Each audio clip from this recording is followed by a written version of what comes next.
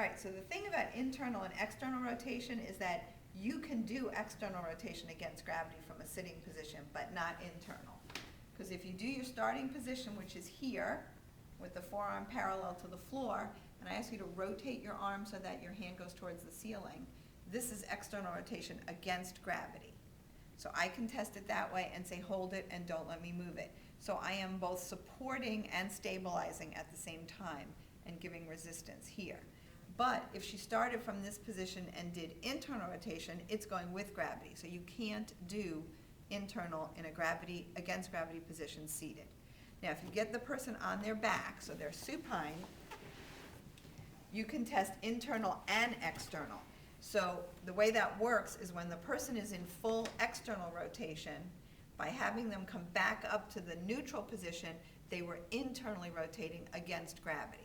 And then continue all the way back down, and now bring it back this way. So now in this process, by starting in internal, coming back to neutral, she is externally rotating against gravity.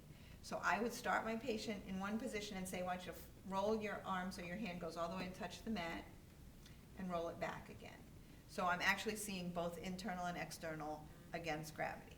Then I would put them back in the neutral position, stabilize at the shoulder, and say hold it and don't let me push your arm back down towards me. And I'm using an open hand, I'm not grabbing her forearm. So flat open hand, hold it and don't let me push it. So if you want to zoom in, Amy, I'm stabilizing here, but I'm also preventing the arm from moving so that when I push, her whole arm doesn't go up into abduction.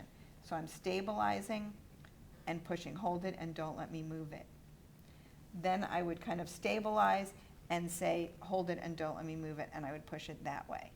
If I really was concerned that there was a problem that her whole arm would go in, then I would stabilize her this way and say, hold it and don't let me move it.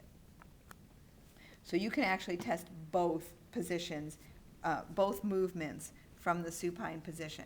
Some people will teach you to actually put the person in prone and have the arm hanging off the bed, but we want to avoid prone really at all costs.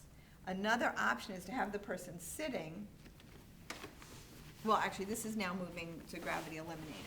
For gravity eliminated, you can have the person sitting, have their arm in at their side, be a shelf, if you need to. You may not need to because they may be able to support the weight of their forearm, and have them roll the arm in towards their stomach and roll the arm out.